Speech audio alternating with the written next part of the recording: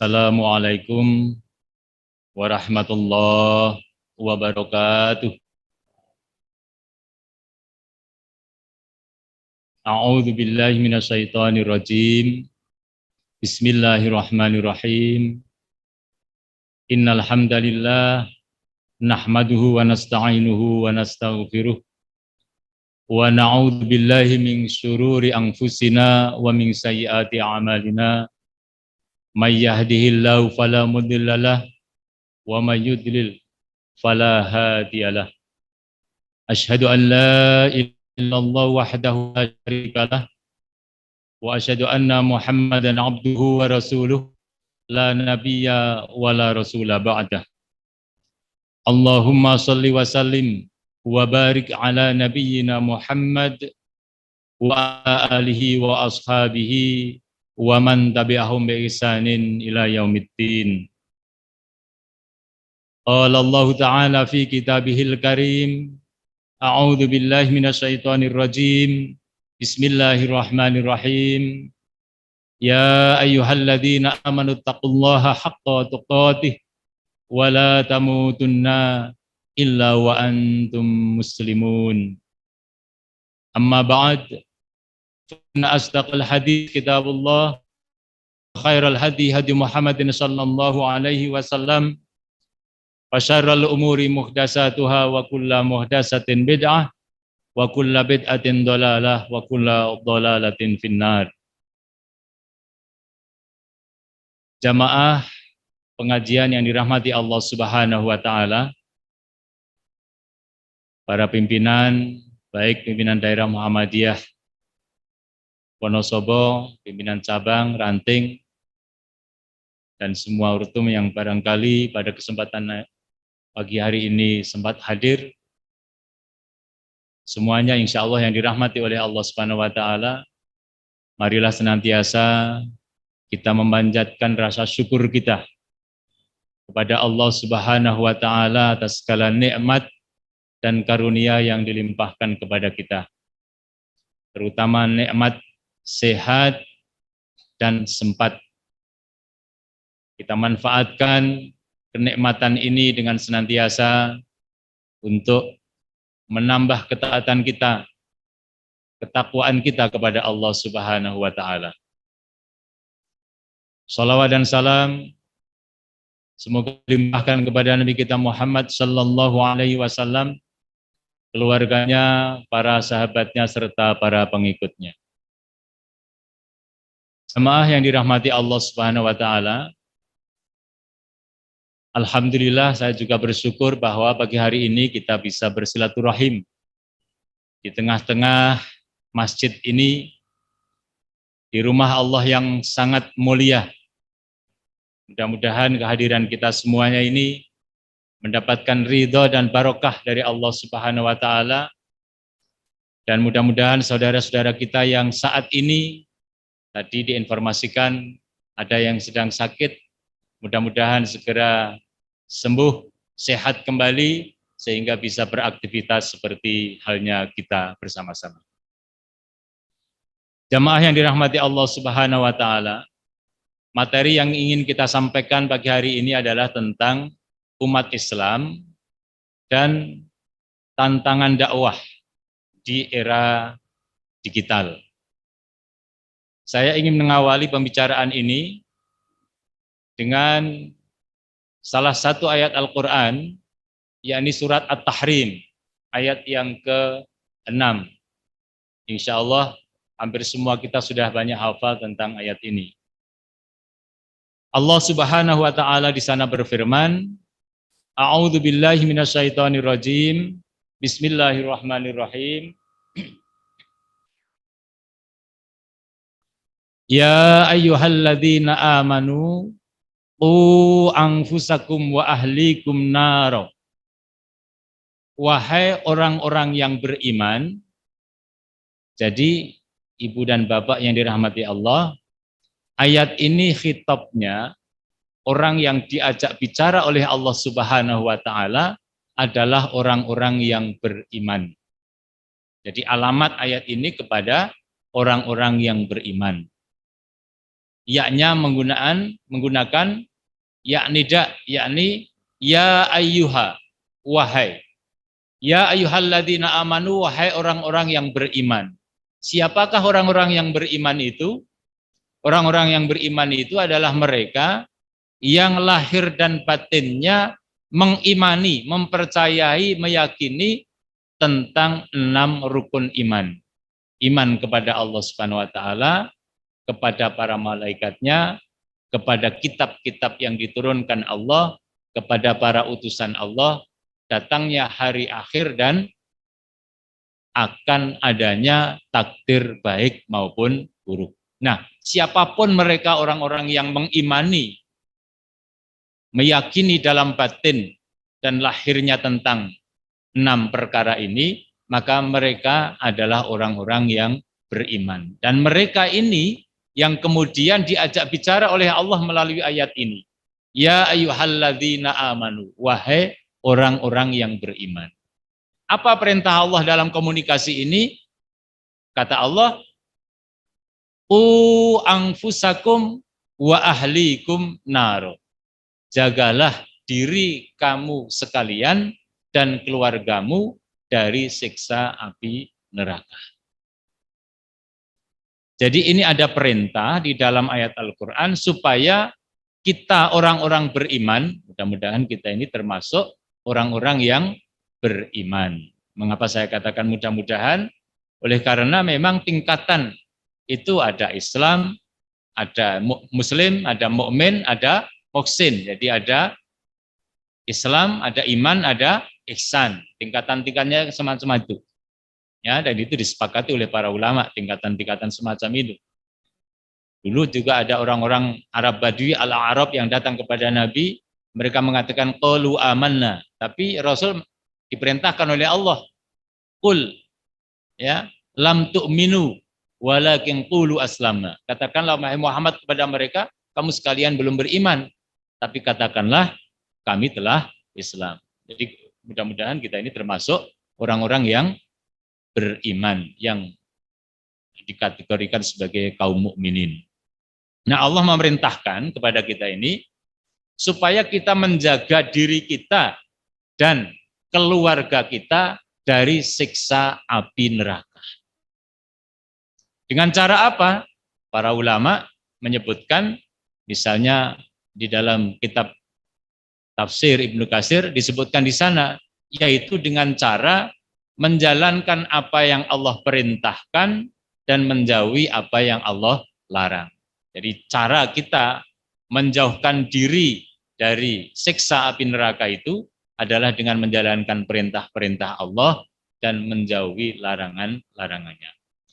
Nah, ketika Allah Subhanahu wa taala memerintahkan kepada kita supaya kita ini menjaga diri kita, ya, memelihara diri kita supaya tidak masuk ke dalam neraka, supaya keluarga kita juga tidak masuk ke dalam neraka, sementara kita tahu bahwa dunia ini sekarang begitu banyak godaan, begitu banyak rayuan yang bersifat duniawiyah, yang kadang-kadang menjadikan kita ini tergiur, menjadikan kita ini seakan-akan begitu tertarik pada dunia itu, sehingga ketika mau menjaga diri dan keluarga kita dari siksa api neraka itu, mengalami hambatan-hambatan, rintangan-rintangan.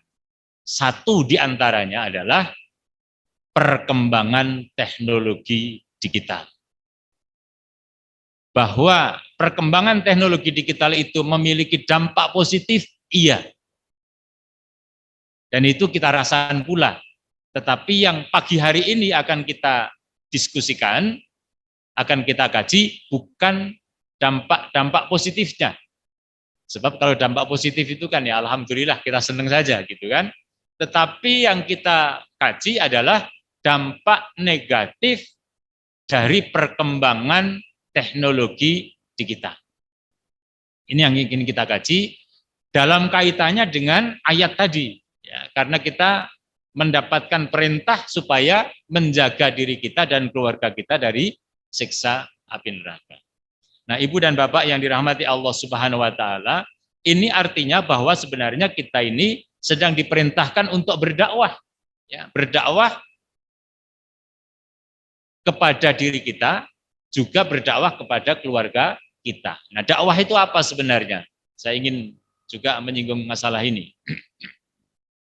Dakwah itu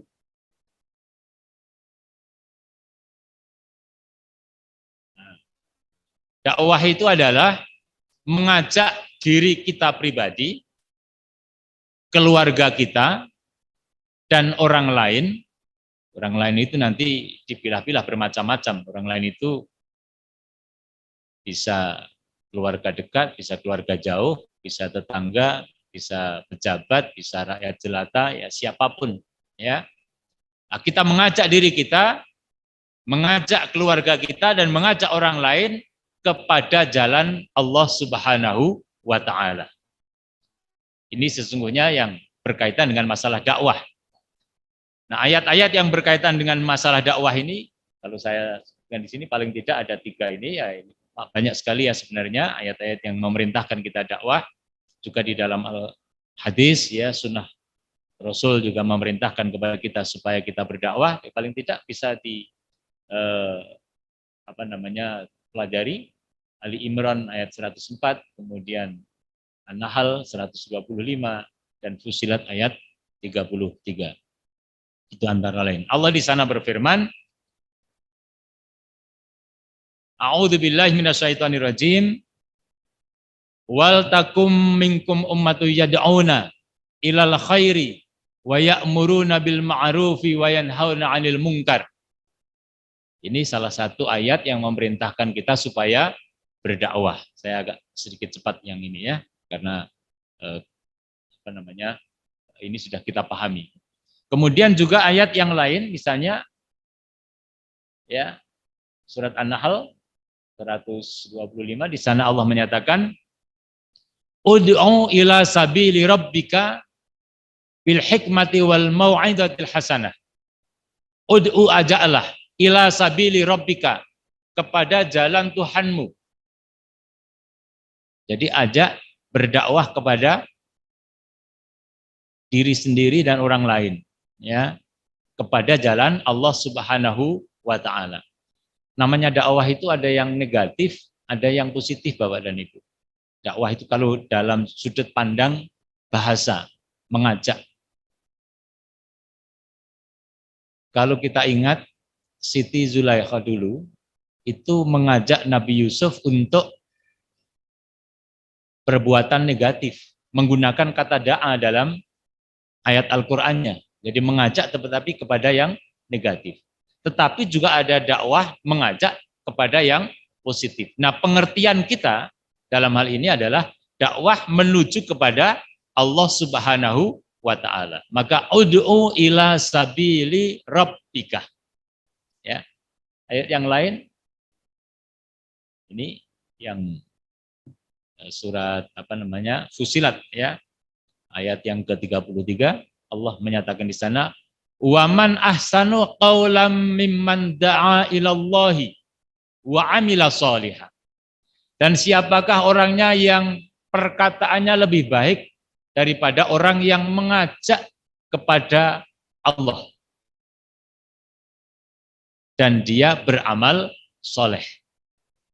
Jadi orang-orang yang baik adalah orang-orang yang mengajak kepada Allah Subhanahu wa taala. Nah, ini yang berkaitan dengan masalah dakwah. Tetapi tadi sebagaimana sudah saya sampaikan, bahwa ketika kita melaksanakan dakwah itu ternyata ada hambatan, ada rintangan. Satu di antaranya adalah justru perkembangan teknologi ini. Nah, ini yang mungkin betul-betul perlu kita kaji. Baik, Bapak yang dirahmati Allah Subhanahu wa taala, ciri-ciri zaman digital itu antara lain boleh saya sampaikan di sini. Ya. Yang pertama adalah terjadinya interkonektivitas, yaitu serba ketersambungan serba keterkaitan satu dengan yang lain. Ya, seakan-akan tidak ada batas lagi. Jadi kita ini terkoneksi satu dengan yang lain, baik secara individu maupun kelembagaan, bahkan antar negara, ya itu saling koneksi satu dengan yang lain. Sekarang ini begitu banyak aplikasi yang bisa dipakai melalui Android, ya kan, baik televisi maupun HP yang Android, itu kita hampir tidak pernah terlepas dari interkoneksi dengan orang lain itu, entah melalui WhatsApp, Facebook, Twitter, Instagram kalau anak-anak itu yang sekarang sedang banyak dipakai oleh anak-anak itu ya, remaja, mungkin juga Telegram dan lain sebagainya, banyak sekali ya. Dari menit ke menit itu sekarang semacam itu. Ya, ini interkoneksi. Kita kalau zaman dulu mau mengerti beritanya orang lain itu dadak menunggu sampai berminggu-minggu mungkin begitu. Sekarang hanya hitungan detik kita sudah bisa mendengar berita orang lain. Begitu cepat, mudah. Ya. Melalui WhatsApp kita bisa mengerti anak-anak kita yang mungkin di luar negeri. Ya, saudara-saudara kita yang mungkin juga berada di luar Jawa. Ya. Jadi sudah begitu cepat. Ini salah satu ciri zaman sekarang ini, zaman digital. Ya. Kalau yang sekarang usianya 50 tahun, 60 tahun, mungkin zaman remajanya nggak mengenal ini. Ya. Kalau mau jatuh cinta itu nyuratinya seminggu. Ya. Pakai nanti mencari nunggu jawabannya juga seminggu itu bisa. Sekarang tidak. Nah, ini interkoneksi dan ini terjadi gitu ya. Terjadi betul ya saat ini. Anda Bapak dan Ibu yang suka sepak bola sekarang langsung bisa nonton ya begitu dekat live begitu ya. Dulu harus pakai televisi. Belum tentu semua orang punya televisi zaman kita kecil, zaman saya kecil ya. Satu kampung mungkin yang punya televisi ya 1-2 orang. Itu dulu. Sekarang setiap tangan anak-anak kita itu sudah pegang HP Android dan bisa nonton sepak bola langsung mereka yang suka, gitu kan? Ini interkoneksi. Nah, ciri yang kedua adalah bahwa sudah terjadi otomatisasi, serba otomatis. Dulu pintu besar-besar, ya, pakai grendel besar. Sekarang kalau kita mau masuk mall, ya, berapa meter sebelum masuk pintu, pintunya sudah membuka sendiri. Nah, ini sudah otomatis. Naik ke lantai 1, ke lantai 2 sampai lantai 15 katakanlah kalau ada, ya. Nah, sudah pakai lift. Masuk, pintu nutup, kita bisa naik. Itu yang sudah kita kenal. Artinya di hadapan kita sudah kita kenal.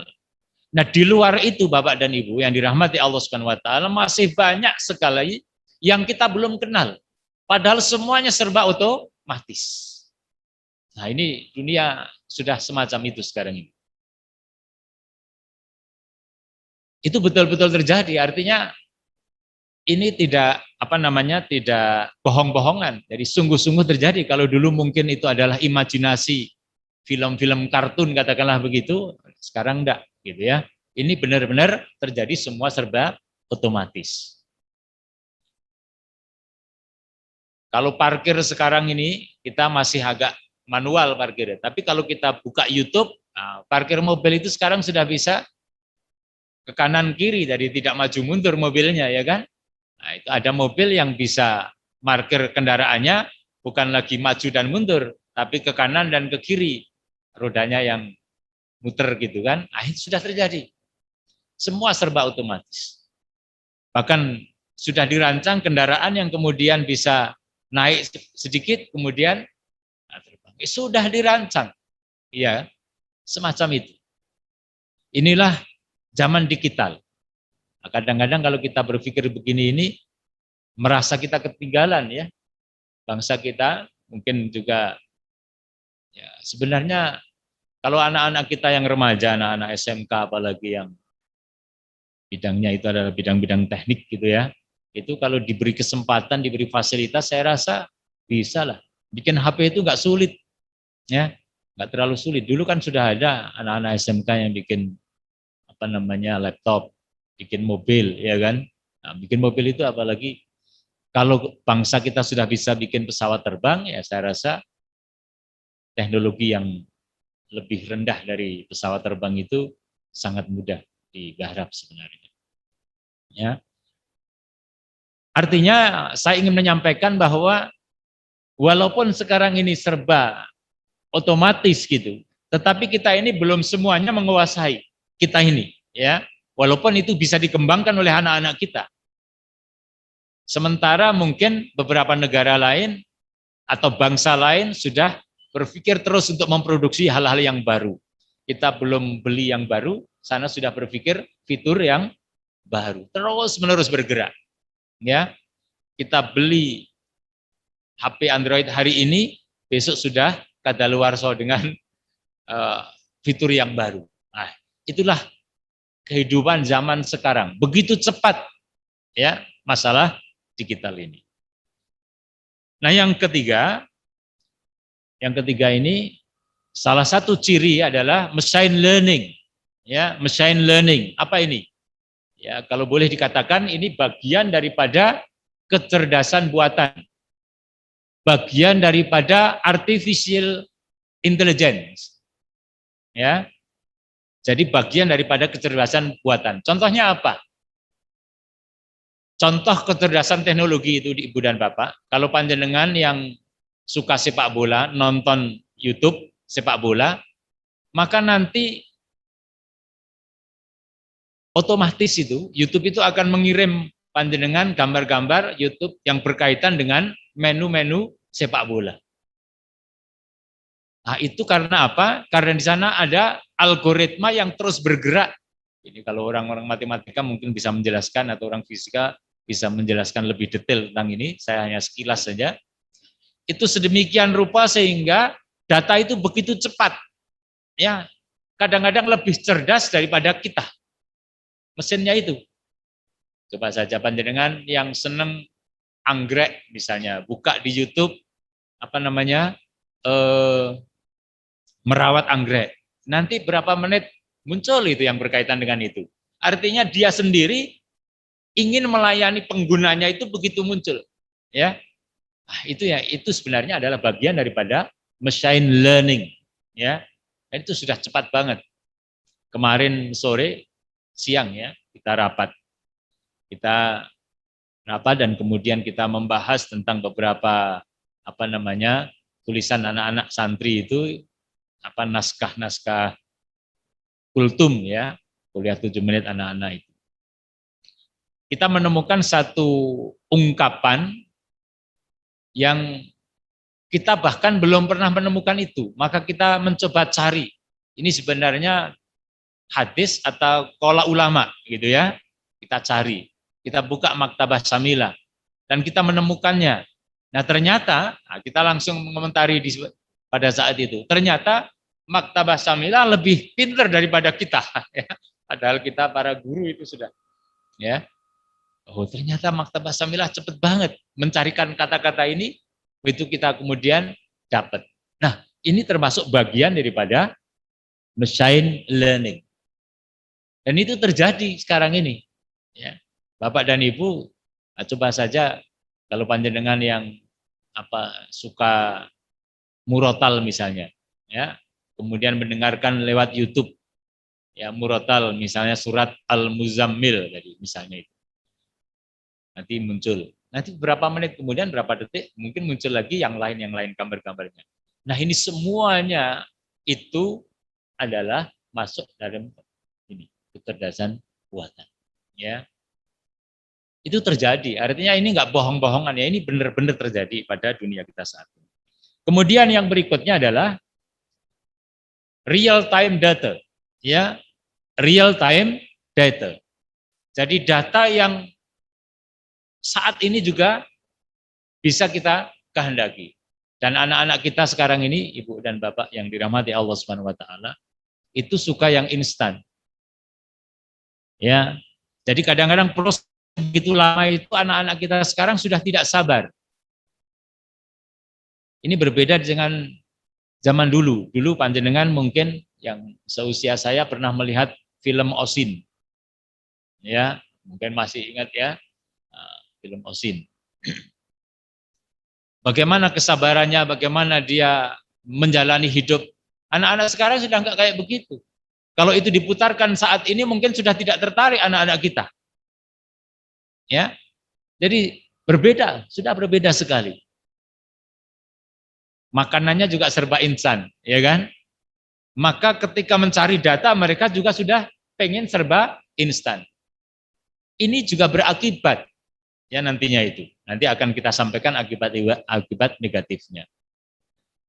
Jadi karena pengen cepat itu anak-anak kita kadang-kadang belajar juga menjadi kurang sabar. Ya. Sehingga kata para ulama salah satu cara untuk belajar supaya benar-benar baik itu tulu zamanin, waktu yang lama, penuh kesabaran, itu kata ulama dulu. Mungkin sekarang enggak relevan gitu ya. Jadi kalau di dalam fikih kontekstual sekarang ini mungkin sudah enggak relevan. Anak-anak sekarang butuh yang cepat, ya, semua serba cepat. Berpikirnya itu sudah berbeda. Nah, ini antara lain Ibu dan Bapak rahimakumullah. Ini yang kita kenal ciri-ciri zaman digital. Tentu tidak hanya ini ya. Ini saya merangkum dari beberapa tulisan yang saya baca, beberapa buku yang saya baca, kemudian saya rangkum untuk kajian pagi hari ini. Sebenarnya masih banyak ciri-ciri zaman digital ini, masih banyak ya. Tapi paling tidak kita mengerti, mengenal gitu ya tentang beberapa ciri digital. Nah, kita akan masuk pada akibat negatif. Ya, akibat negatif dari digital ini. Ini yang tadi saya katakan, Bapak dan Ibu, ini yang menjadi hambatan. Yang menjadi hambatan ketika kita mau berdakwah pada diri kita, keluarga dan orang lain. Ya, apa akibat negatif? Tadi sudah saya sampaikan di depan. Kalau akibat positifnya ya kita nggak terlalu pusing. Positif ya kita welcome saja gitu ya. Kalau ya hal yang positif itu ahlan wasahlan wa marhaban. Ayo gitu kan. Tapi kalau negatif kan nanti dulu kan gitu ya. Kalau negatif nanti dulu. Nah, apa hal-hal yang negatif itu? Yang pertama adalah bahwa era ini sekarang terjadi pengarahan opini publik. Ya. Bapak dan Ibu, ini penting. Ini harus kita pahami. Jadi orang kalau mau mengarahkan opini, pendapat atau cara berpikir masyarakat itu sekarang menjadi cepat sekali. Ya. Sehingga saya masih sepakat bahwa kalau ingin menguasai dunia ya kuasailah media. Itu. Saya masih sepakat itu. Jadi sekarang ini terjadi itu ya. Siapapun yang sering mengisi ke ranah publik, maka dia akan mempengaruhi cara berpikir masyarakat. Semakin tidak pernah mengisi, maka dia tidak akan bisa mempengaruhi masyarakat. Jadi ini akibat ini. Ya. Sehingga kadang-kadang siapa yang banyak mengeluarkan meskipun mungkin tidak benar atau tidak begitu benar gitu ya, atau sekian persen tidak benar, itu ya ditelan saja oleh masyarakat. Karena opini menjadi terbentuk melalui apa yang diterima itu. Ya. Coba saja Bapak dan Ibu. Ya. Ada air di dalam gelas. Air di dalam gelas itu kalau kita mengatakan asin, padahal sebenarnya tidak asin. Kemudian ada 20 orang mengatakan asin, satu saja yang mengatakan tidak asin, maka akan terbentuk opini bahwa air dalam gelas itu menjadi asin. Itu bisa terjadi.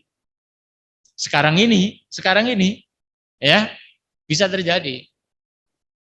Artinya apa yang objektif ada, itu tertutup oleh alam pikiran manusia yang terbentuk karena semua hampir mengatakan semacam itu. Ini contoh saja, ya. Nah, mungkin juga semacam itu nanti dalam berbagai macam bidang, ya. Sehingga peristiwa yang objektifnya itu adalah X bisa menjadi X plus, bisa menjadi plusnya banyak, atau bisa berubah menjadi Y. Tergantung opini publik. Itu sekarang terjadi. Pandemi misalnya. Pandemi corona ini. Ini maka kalau kita buka WA itu kan terjadi perang pandangan. Si A mengatakan begini, si B mengatakan begini, nanti muncul lagi si C mengatakan. Sehingga kadang-kadang kita bingung, ini yang benar yang mana? Disitulah dampak negatif salah satunya dari era digital ini. Ya. Ini penting kita pahami Bapak dan Ibu ya. Kita selaku seorang muslim, selaku hamba Allah Subhanahu wa taala yang oleh Allah dijadikan khalifah untuk mengelola, memanage kehidupan dunia ini supaya menjadi lebih baik. Itu sekarang kita dihadapkan pada situasi di mana opini publik itu bisa terbentuk oleh karena faktor-faktor yang tadi kita katakan perkembangan teknologi di kita. Yang kedua Bapak dan Ibu, ya, yang kedua, infiltrasi budaya asing. Ini juga terjadi, ya.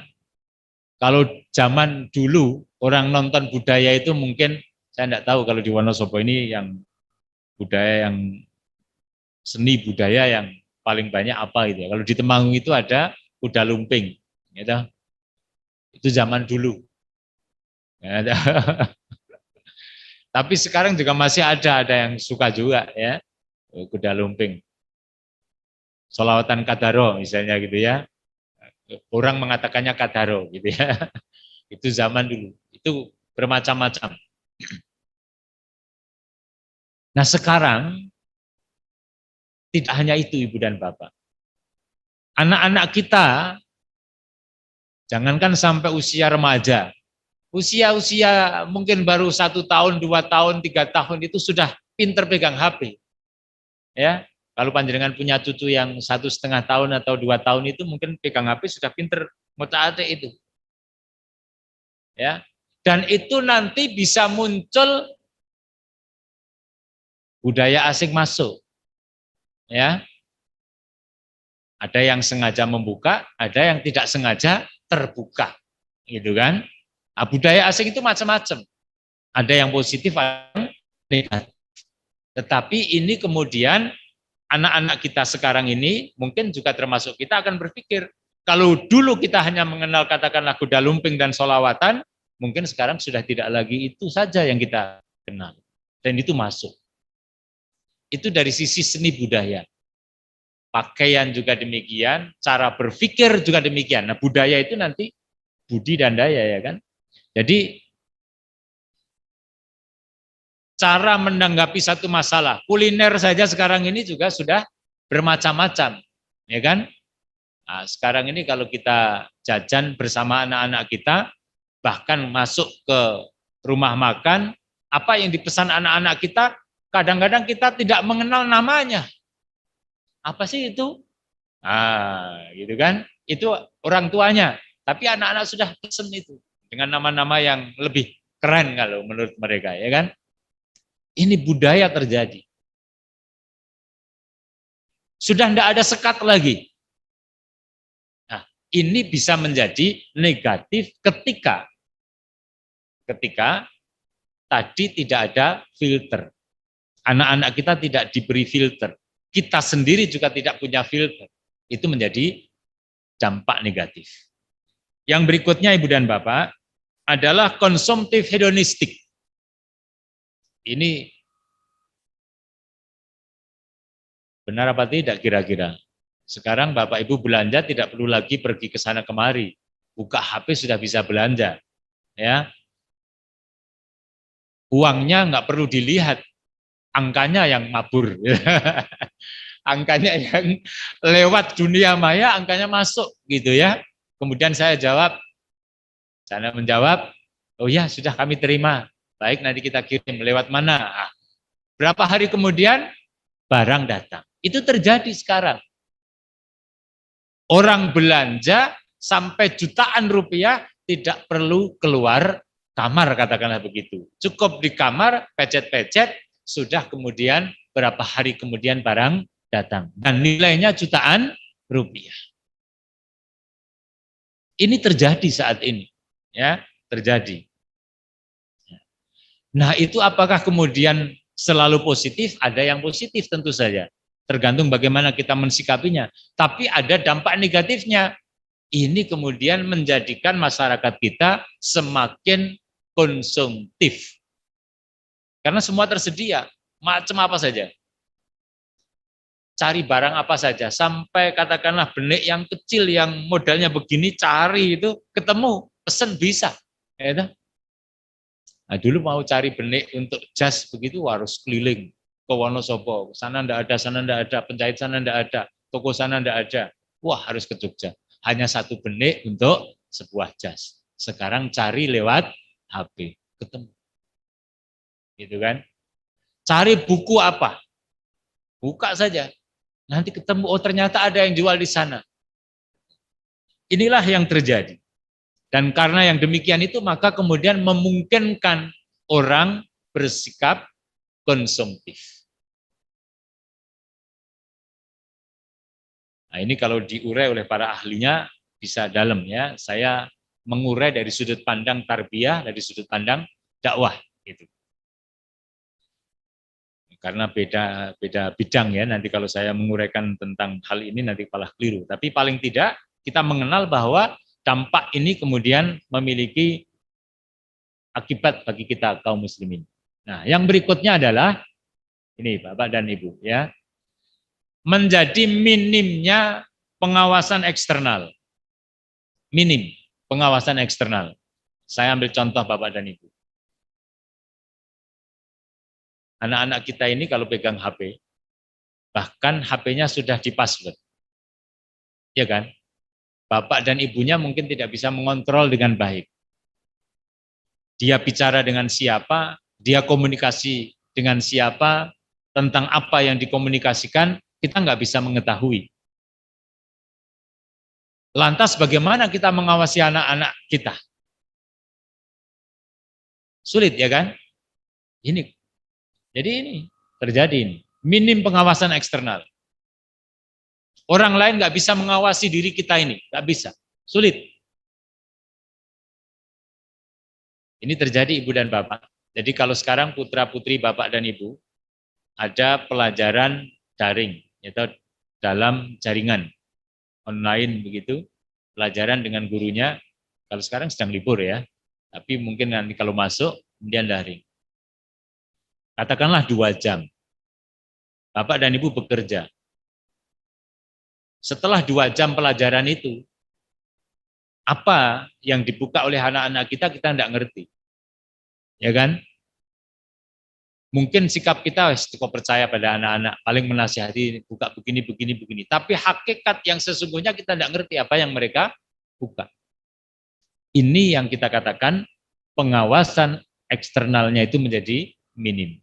Nah, ini termasuk dampak negatif.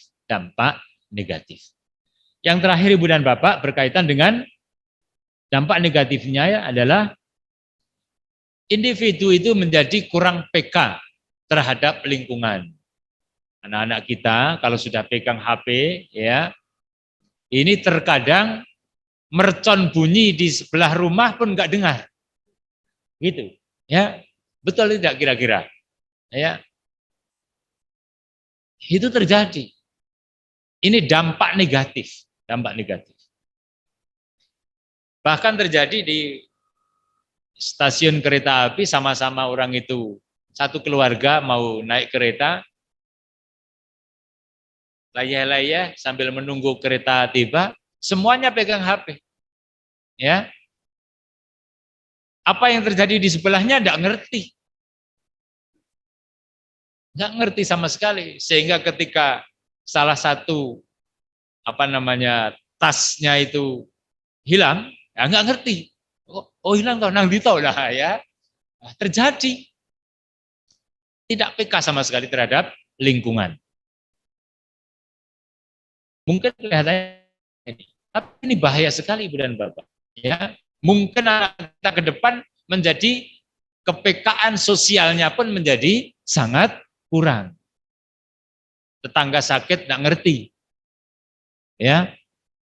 Bahkan tetangga meninggal nggak ngerti juga. Oh, saking asiknya.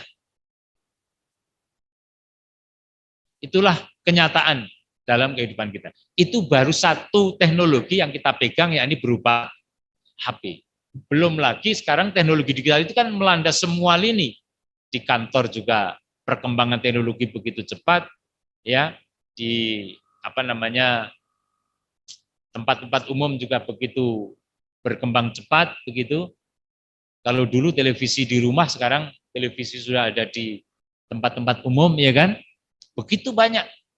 Nah, ini perkembangan-perkembangan yang ada. Nah, oleh karena itu, Ibu dan Bapak yang dirahmati Allah Subhanahu wa taala, kita setelah menyadari akan semua persoalan ini, kita harus mencari solusi. Kita nggak bisa tinggal diam dari sudut pandang dampak negatif. Untuk yang positif tadi kita welcome, ya, kita ahlan wa marhaban, kita terima. Tapi kita tetap antisipasi yang negatif. Lantas bagaimana cara kita mengantisipasi ini semuanya? Nah, saya menyampaikan ada beberapa yang bisa kita sampaikan pada kesempatan pagi hari ini. Yang pertama, kita harus senantiasa menguatkan iman kita. Menguatkan iman kita. Karena iman inilah sebenarnya yang akan menuntun hidup kita. Kalimah la ilaha illallah adalah kunci seseorang itu masuk ke dalam surga Allah. Kenikmatan akan didapat ketika orang hatinya sudah terpatri kepada Allah Ta'ala. Sehingga hidupnya bergantung kepada Allah. Sehingga tidak risau. Ini yang pertama. Ya. Keimanan harus dikuatkan.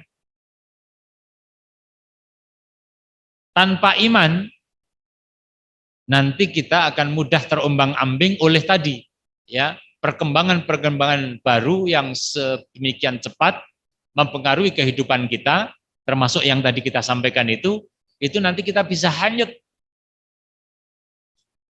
Oleh karena itu, masalah keimanan ini menjadi hal yang pokok. Hal yang pokok, yang penting, dan menurut saya ya ini wajib untuk kita perkuat.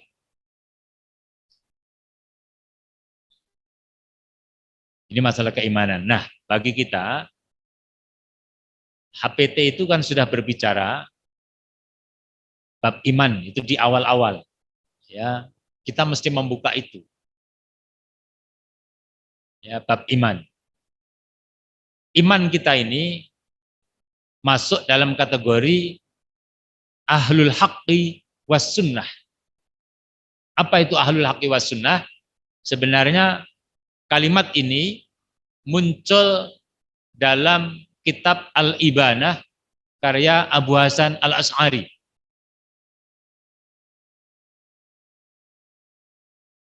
Ini sama dengan ahlus sunnah wal jamaah. ini lebih kepada untuk menunjukkan satu firqah, satu kelompok yang selamat, yang dalam bahasa hadis disebut dengan al-firqatu an-najiyah.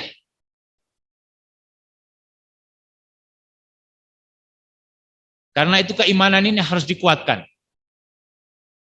Tadi 6 rukun iman itu harus dikuatkan. Yakinlah bahwa Allah Subhanahu wa taala adalah Rabbuna wa ilahuna. Allah itu adalah Tuhan kita, ilah kita, dialah satu-satunya zat yang berhak untuk menerima sesembahan kita, tidak yang lain. Ini harus kita tanamkan. Tidak hanya untuk kita, karena tadi fungsi dakwahnya tadi di prolog kita sudah menyampaikan surat At-Tahrim ayat yang ke-6, tetapi juga untuk keluarga kita. Jadi kalau sekarang kita punya anak cucu, punya adik-adik, maka kita menanamkan kepada mereka pula makna iman ini sedalam-dalamnya. Jangan sampai kemudian pecah di antara umat Islam ini lepas dari keimanannya. Lepas dari keimanannya sangat tidak diinginkan oleh ajaran kita Islam. Ini yang pertama, ya. Yang kedua saya sampaikan di sana, ini ya. Kita mesti memperbaiki akhlak. Sekarang ini pengaruhnya kan sudah banyak, gitu ya. Kalau di dalam kitab Minhajul Muslim karya Abu Bakar Jabir Al-Jazairi, di sana dikategorikan beberapa macam akhlak. Akhlak kepada Allah Ta'ala, akhlak kepada para malaikat, akhlak kepada kitab-kitab Allah, akhlak kepada para utusan Allah, akhlak kepada sesama mukmin, akhlak kepada orang-orang di luar Islam, akhlak kepada alam semesta, ya, kepada lingkungan dan sebagainya, itu dibicarakan secara detail. Nah, saya rasa kitab-kitab yang lain pun juga membahas demikian. Jadi, dan ini harus kita pahami, terutama akhlak kita berkaitan dengan hubungan muamalah dalam perniagaan, dalam transaksi jual beli, ya. Muamalah itu kan bermacam-macam. Bagaimana kita melihat orang lain, ini harus kita perkuat ini, ya, akhlak ini, ya. Karena Rasulullah Shallallahu Alaihi Wasallam juga menyampaikan kepada kita bahwa sebaik-baik kita itu adalah orang yang paling baik akhlaknya. Sebaik-baik kita itu adalah orang yang paling baik akhlaknya. Nah, akhlak yang baik itu yang seperti apa? Akhlak yang sesuai dengan kitab Allah, petunjuk Allah Subhanahu wa taala dan sunnah Rasulullah Shallallahu alaihi wasallam. Itu akhlak yang paling baik. Akhlak ini berbeda dengan etika. Ya. Akhlak itu berbeda dengan etika. Tetapi etika masuk dalam kategori akhlak. Saya ambil contoh begini. Kalau menurut sunnah Rasul, makan dan minum itu hendaklah pakai tangan kanan. Ya kan? Pakai tangan kanan. Dan diusahakan tidak sambil berdiri, sambil duduk. Pun juga harus dengan doa. Jadi kalau kita makan, minum, pakai tangan kita, dalam keadaan pakai tangan kanan kita, dalam keadaan kita duduk, dan kita mengawali dengan doa. Itu namanya akhlak. Itu dimanapun sama. Ketika orang Islam berbicara tentang akhlak makan, maka semacam itu. Orang Amerika yang Muslim juga seperti itu, orang Arab yang Muslim juga seperti itu, orang Papua yang Muslim juga seperti itu, orang Wonosobo yang Muslim juga seperti itu. Tetapi kalau etika belum tentu sama. Mungkin orang Eropa, salah satu etikanya ketika makan dan minum ada standing party, ya, sambil berdiri, mungkin mereka biasa, gitu. Bagi orang Jawa mungkin tidak nyaman. Gitu. Berbeda. Jadi itulah yang saya ingin katakan berbeda antara akhlak dan etika. Maka yang dimaksudkan oleh kita di sini ini adalah tentang akhlak. Ini harus kita kuatkan. Anak-anak kita harus kita kuatkan pula akhlak mereka. Mereka harus paham bagaimana mereka berakhlak kepada Allah, kepada kitab Allah, kepada Al-Quran itu kan ada akhlaknya. Ya, membawa Al-Quran kok dicangking saja, dikupat-kapitkan gitu ya, masuk kamar mandi bawa Al-Quran, tentu bukan begitu akhlak kita terhadap Al-Quran. Nah ini harus kita bicarakan, ini harus diperkuat. Nah lebih dari itu, kaitannya dengan dampak negatif masalah digital tadi, ini akhlak yang berkaitan dengan muamalah juga. Ketika kita menjadi seorang muslim, pebisnis, wiraswastawan, punya perusahaan misalnya, maka ketika kita melakukan sebuah transaksi, itu juga harus dengan menggunakan akhlak Islam. Nah itu yang kita maksudkan. Kalau kita punya perusahaan, maka perusahaan itu kebetulan misalnya perusahaan yang berkaitan dengan makanan, minuman, maka jangan kita sajikan di dalamnya campuran-campuran sesuatu yang haram. Ini akhlak. Ya. Sekarang kan sudah begitu ya. Nah, ini harus kita buat. Sehingga orang yang mengkonsumsi produk kita itu dia mengkonsumsi barang yang jelas halalan thayyiban. Nah, semacam ini ya. Kalau itu kemudian terus bergerak, maka insya Allah seberapapun perkembangan teknologi itu tidak akan mempengaruhi hal-hal yang negatif bagi kita. Ya. Yang ketiga adalah, maaf, dari sini agak miring jadi nggak begitu kelihatan. Saya baca di sini. Mempelajari dan menguasai ilmu pengetahuan dan teknologi. Nah ini harus kita menguasai, ya. Terutama untuk para generasi Z. Generasi Z ini generasi anak-anak kita yang sekarang usia SD, SMP, SMA, ya mungkin juga perguruan tinggi awal lah. Kalau saya lihat panjenengan ini banyak yang kaum milenial. Ya, kaum milenial itu kaum yang kira-kira lahir tahun 90-an. Ya, kalau lahirnya seperti saya, ya tahun 60-an, tahun 70-an gitu, tahun 60-an itu namanya generasi baby boomers. Ini istilah-istilah psikologi ya. Jadi kalau yang dulu namanya generasi baby boomers. Setelah itu kemudian generasi milenial. Kaum milenial itu yang sekarang sedang memegang tampuk pemerintahan, ini antara lain usia 30, 40 sampai 50-an itu generasi milenial. Tapi anak-anak kita SMA, SMP, ya perguruan tinggi awal itu generasi Z, generasi centennial, ya generasi digital, generasi industri 4.0.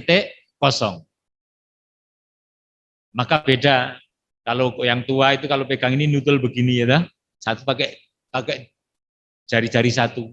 Anak kita sekarang ini, wah nulis cepet banget ini, kanan kiri udah, ya.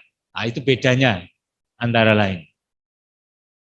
Nah, anak-anak kita ini harus berusaha untuk mempelajari ilmu pengetahuan yang begitu luas dengan teknologi yang sudah tinggi. Mereka harus menguasai, mereka harus diajari itu. Apa dasarnya ini? Ibu dan Bapak rahimakumullah, Allah berfirman, surat Al-Qasas ayat 77. Allah di sana berfirman, wabtaghi fi ma atakallahu darul akhirata wala tansa nasibaka minad dunya. Dan carilah oleh kamu dari nikmat-nikmat Allah yang diberikan kepada kamu itu semuanya untuk kepentingan akhirat. Wabtaghi fi ma atakallahu darul akhirata. Tapi Allah mengatakan dalam ayat ini, wala tansa nasibaka minad dunya. Tetapi jangan kamu lupakan nasib kamu di dunia. Nasib manusia di dunia dengan pengetahuan, dengan teknologi. Mereka harus mempelajari itu. Tetapi mereka harus kita tanamkan kepada mereka akhlak bahwa dunia ini hidupnya sementara. Tidak selama-lamanya. Pada saatnya itu akan tutup usia. Ya, pasti. Qul innal mautal ladzi tafirruna minhu fa innahu mulaqikum. Katakanlah, kematian yang kamu ingin menghindar daripadanya itu pasti menjemput kamu. Kata Al-Qur'an begitu. Ya, surat Al-Jumu'ah. Jadi pasti yang namanya mati akan menjemput kita. Oleh karena itu ini harus tertanam pada anak-anak kita, pada kita semuanya. Betapapun kita memiliki pengetahuan yang tinggi, teknologi yang tinggi, untuk kemaslahatan dunia, kita harus ingat bahwa itu hanya sementara. Karena tujuan kita itu adalah yang akhirat. Ini harus tertanam, ini termasuk berkaitan dengan masalah akhlak. Dan ini harus tertanam pada anak-anak kita, pada semua masyarakat kita ini. Harus tertanam. Jangan sampai makin tinggi ilmunya, makin jauh dari Allah Subhanahu wa Ta'ala. Tidak demikian. Islam mengajarkan kepada kita supaya kita menuntut ilmu itu semakin tinggi ilmu kita, semakin dekat kepada Allah Subhanahu wa Ta'ala.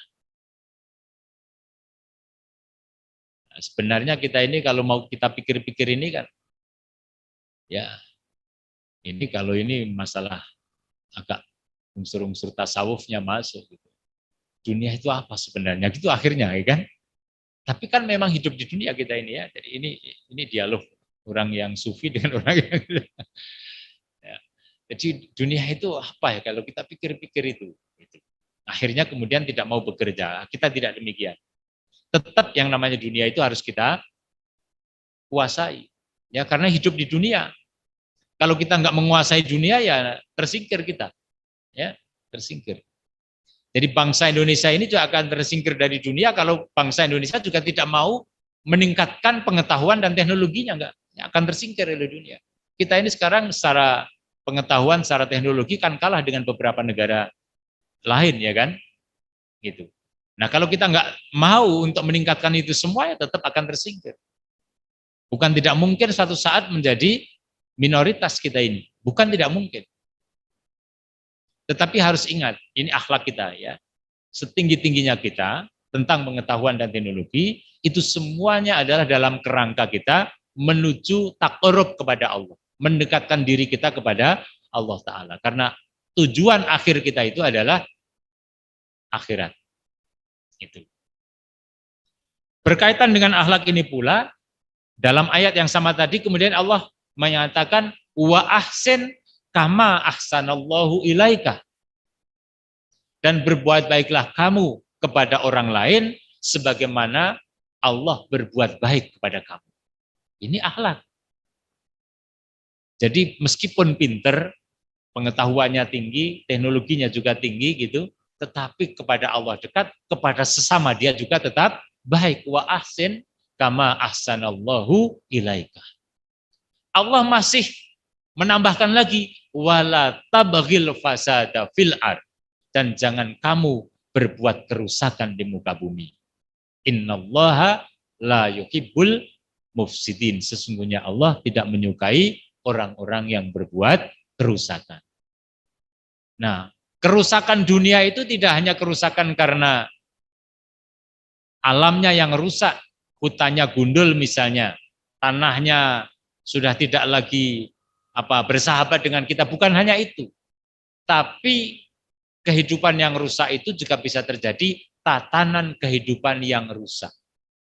Tatanan kehidupannya karena salah manajemen, ya. Karena salah manajemen, karena salah ya bermacam-macam ya. Jadi tatanan kehidupan, karena akhlaknya sudah enggak karuan, sehingga hubungan satu dengan yang lain menjadi tidak baik.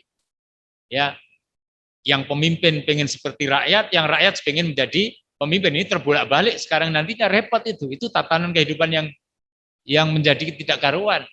Yang pemimpin tetap memimpin, dia mengayomi, melindungi ya kepada rakyatnya, yang rakyatnya menghormati, menghargai para pemimpin. Itu tatanan yang baik.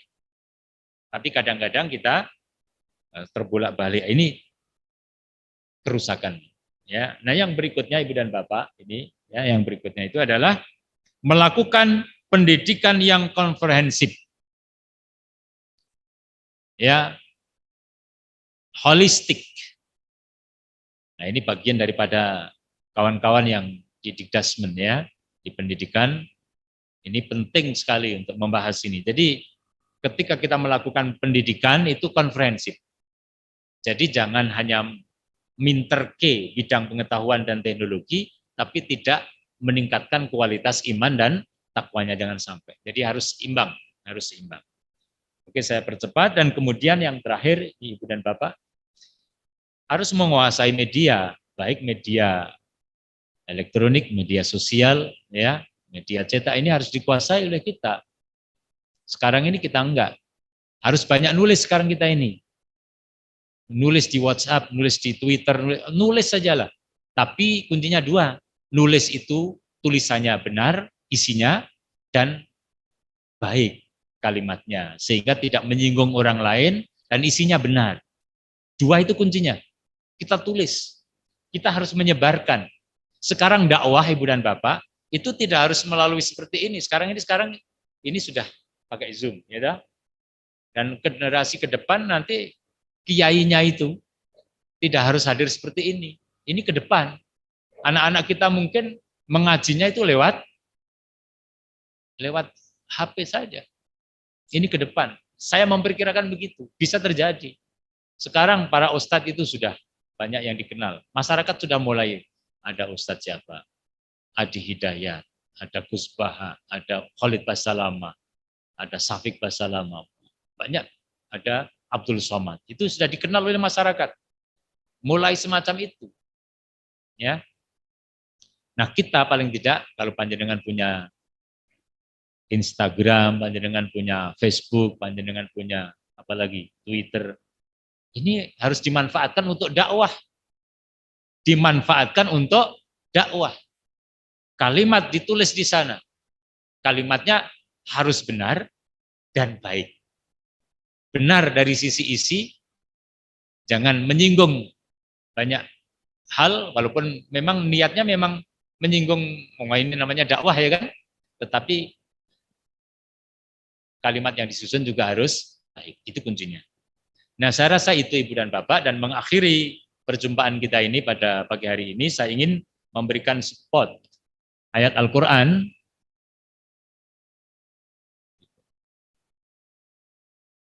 Allah Subhanahu wa taala berfirman di dalam surat An-Nahl ayat 97 ya. Oh ya. Ya. Allah di sana berfirman, "Man 'amila sholihan min dzakarin au unsa." Barang siapa yang beramal solih, baik dari laki-laki maupun perempuan, wa huwa mu'minun, dan dia adalah orang beriman. Maka kata Allah dalam ayat ini, falanuhyiyannahu hayatan thayyibah. Akan kami berikan kepadanya satu kehidupan yang baik. Satu kehidupan yang baik. Para ulama mengartikan hayatan thayyibah, kehidupan yang baik itu ya kehidupan di dunia maupun di akhirat. Kehidupan rezekinya ya ketika di dunia ini maupun juga sifat qanaah. Jadi saya sampaikan beberapa, nanti bisa dibuka ya. Karena waktunya sudah hampir habis. Jadi ini yang saya rasa juga menjadi pegangan kita ya. Kalau amal kita baik, amal soleh itu amal yang sesuai dengan kitabullah, ya, sesuai dengan sunnah Rasulullah Sallallahu Alaihi Wasallam. Yang terakhir sekali hadis Rasulullah SAW, Rasulullah di dalam riwayat Imam Ahmad menyatakan, qad aflaha man aslama wa ruziqa kafafan Wa qana'allahu bima atahu. Telah beruntung orang yang aslama, berserah diri kepada Allah. Jadi orang Islam itu menjadi Islam saja sudah beruntung. Jadi seburuk-buruknya orang Islam itu, Ibu dan Bapak, ini harus kita pede betul, percaya diri betul. Seburuk-buruknya orang Islam itu masih lebih baik daripada sebaik-baiknya orang yang tidak Islam di sisi Allah Subhanahu wa taala. Jadi mantap kita pede, gitu ya. Karena pegangan kita adalah Allah taala. Wa ruziqa kafafan, dan diberi rezeki yang cukup. Wa qanna'allahu bima atallahu, dan Allah mencukupkan baginya ya dari apa yang dia berikan kepadanya. Jadi ini penting untuk kita resapi, kita pegangi, sehingga cukuplah bagi kita beriman kepada Allah, beramal soleh, kemudian anak-anak kita didik supaya pinter pengetahuan dan teknologinya, tetapi tetap memiliki akhlak yang baik. Kuatkan iman, perbaiki akhlaknya, jadikan anak-anak kita pinter di bidang pengetahuan dan teknologinya, kuasai teknologinya, kuasai mass media, kita menyebarkan dakwah kita ya. Insya Allah dengan begitu, maka dampak-dampak negatif dari perkembangan teknologi itu tidak akan banyak kita rasakan, insya Allah. Wallahu a'lam bishawab. Kalau apa yang saya sampaikan ini benar, maka itu adalah dari Allah Subhanahu wa taala, dan kalau ada yang keliru, maka itu dari kebodohan saya semata. Mudah-mudahan Allah Subhanahu wa taala mengampuni saya dan menunjukkan kita semuanya pada jalan yang benar, memberikan kekuatan lahir dan batin untuk berpegang teguh pada kebenaran itu. Akhirnya marilah kita berdoa kepada Allah Subhanahu wa taala. A'udzubillahi minasyaitonirrajim. Bismillahirrahmanirrahim. Alhamdulillahirabbil alamin. Hamdan syakirin, hamdan na'imin, hamdan yuafi ni'amahu wa yukafi'u mazidah. Rabbana lakal hamdu kama yanbaghi li jalali wajhikal karim wa 'azimi sultanik. Allahumma shalli wa sallim wa barik ala nabiyyina Muhammad wa ala alihi wa ashabihi ajma'in. Allahumma ya ghafur, ya ghafur, ya ghafur. Allahumma ighfir lana dhunubana. Allahumma ighfir lana dhunubana. Allahumma ighfir lana dhunubana innaka antal ghafurur rahim. Innaka anta khairul ghafirin. Bi rahmatika ya arhamar rahimin. Allahumma ighfir lil mu'minina wal mu'minat wal muslimina wal muslimat al ahya'i minhum wal amwat. Rabbana la tuzigh qulubana ba'da idh hadaitana wa hab lana min ladunka rahmah innaka antal wahhab. Rabbana hab lana min azwajina wa dzurriyyatina qurrata a'yunin waj'alna lil muttaqina imama. Rabbana atina fid dunya hasanah wa fil akhirati hasanah wa qina adzabannar. Wa sallallahu ala Muhammad wa ala alihi wa sahbihi ajma'in. Subhana rabbika rabbil izzati amma yasifun wa salamun alal mursalin walhamdulillahi rabbil alamin. Assalamualaikum warahmatullahi wabarakatuh.